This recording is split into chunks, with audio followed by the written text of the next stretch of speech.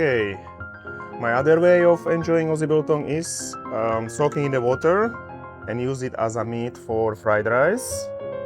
So again, we can cut it a bit thicker now into cubes, add it in a bowl, get some water, fresh water. You can use warm water, it's faster, and let it soak for 15 to 20 minutes. Okay, beautiful people, my another secret recipe, especially I eat this one after the workout, is the fried rice. Heat up the pan. I like to use qualified butter, let it melt. Next gonna go in egg. Beautiful. Now we can put an egg in. And I got some Aussie Biltong we soaked earlier. We soaked it for around half an hour. This one gives very nice softer texture, not exactly as a steak, but something between. It's really pleasant to eat. Boom, boom, boom. Don't be shy. Be hungry always after the workout. Let's check it in.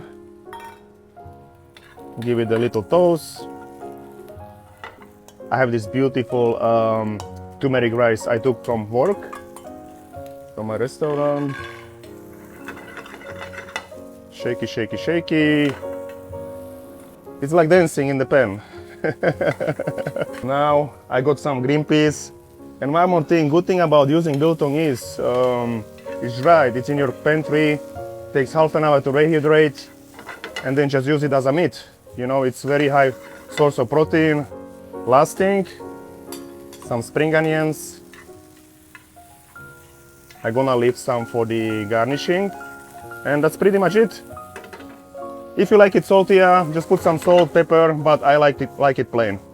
The biltong is already seasoned well, so